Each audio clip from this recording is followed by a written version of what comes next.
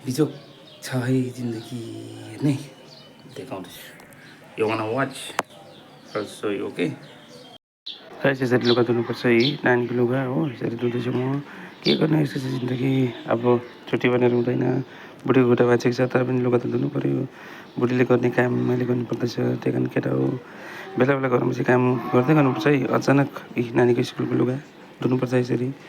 School लागिहाल्छ, फेरि मैला लुगा लगाएर पठाउनु आफ्नै फेरि रेपुटेसन जान्छ हो। यहाँ टाई साई मोजा सोजा टाक्टुक। एउटा मोजा कहाँ छ? टाई धुँदैछु हो, टाई धुइसकेँ। मोजा एउटा अर्को कहाँ छ अब खोज्नुपर्छ। त्यहाँ भिजाएको छु पोलमा हो। अर्कोपट्टि फेरि पानी छ, त्यहाँ पखाल्नुपर्छ हो। यो मेरो बेस्ट। म पनि लुगा त धुनु पऱ्यो नि, अरू मात्रै धोएर भएन, आफ्नो पनि धुनुपर्छ हो। यो के हो यो? अर्को मेरो ट्र्याक हो, ट्र्याक धुँदैछु। ट्र्याक धोइसकेर यस्तै हो जिन्दगी। एउटा ट्र्याकमा अब दुईवटा ट्र्याक छ, एकैचोटि मैला हुन्छ हो। म चाहिँ लुगा फेरि एकैचोटि धुन्छु कि, त्यो एउटा गरेर धुनु आउँदैन हो। रको लुगा अलिअलि अब थम्छम पार्दै नानीको यो माथिको त्यो स्लिप बेस्ट भन्छ त्यसलाई। अब यो मेरो लुगा यो नानीकै हो, यो भित्र लुन्टाइस त्यही त हो। लुगाहरू अब धुनुपर्छ यसरी नै हो। जिन्दगी यस्तै छ। अलि के भयो त्यहाँबाट मजाले बिर्सेर अर्को साबुन पो लगाइपठाएको छु। यार के हुन्छ यो जिन्दगीमा। यस्तै यस्तै डुबाइडु मजाले यस। अब यसमा हल्का पखालेर हो यसो पानी भर्नुपर्छ। त्यो पानीमा चाहिँ तपाईँको एउटा जादु छ क्या मेरोमा।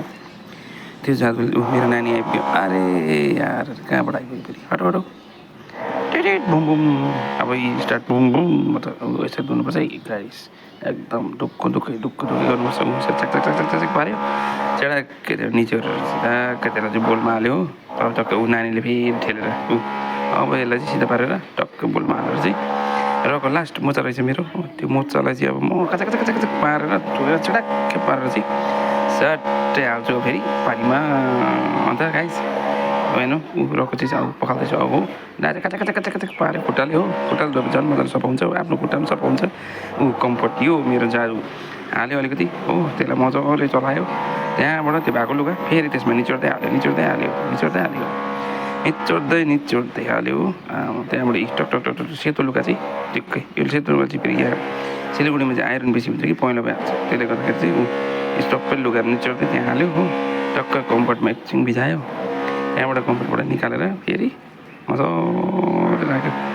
एकछिन 2-3 मिनट 5 मिनट जस्तो राख्यो। त्यहाँबाट त्यसको जुन चाहिँ एउटा सुगन्ध छ त्यो लुगामा जहिले रहन्छ। यो मेरो लुगा पनि यसो मिठो आउँछ। अब यसमा त्यो लुगा निचोरेको चाहिँ यसमा हाल्छु। अब म सबै लुगा हालिसक्यो। टक लुगा एउटा छैन, भक्कु छ 10-15वटा लुगा छ। सबै लुगा धुनुपर्छ गाइस। लुगा यस्तै हो। अब मेरो बाथरुमलाई चाहिँ अलिकति उयो गरिदिनुहोस् है। यो मेरो भर्खर बनाएको बाथरुम हो कि केही गरेको छुइनँ हो।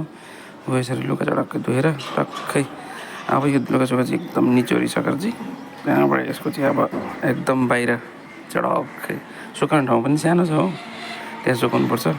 त्यहाँ मैले सक्यो सबै लुगा हाल्यो। त्यो बेडसिट चाहिँ अब भिजाइदिन्छु, त्यसलाई साइडमा गर्छु।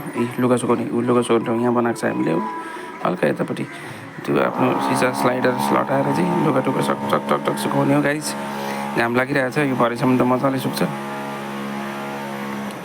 यसरी लुगा सुकाउनुपर्छ, गर्नुपर्छ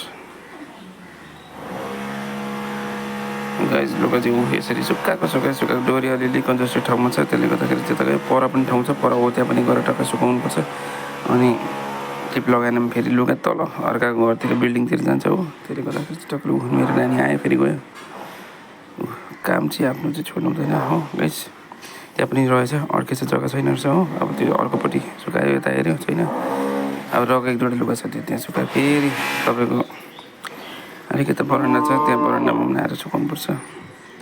अलिअलि भएको ठाउँमा चाहिँ यसरी सुकाइन्छ। रको लुगालाई गाइस फेरि यतापट्टि सुकाउनुपर्छ हो, किनभने त्यति जग्गा छैन हो। यतापट्टि लिएर मैले सुकाउँदैछु। यो साइड हो जहाँ मेरो फुलको अलिकति सानो मेरो मिसेसले बनाएको ठाउँ छ। मेरो रको त्यो मोचाहरू त्योहरू सबै अब सुकाउँदैछु, सबै गर्दैछु। ल यस्तै छ जिन्दगी गाइस। ल यसरी चाहिँ मजाले धुनुपर्छ। ल गाइस बाई, थ्याङ्क यू।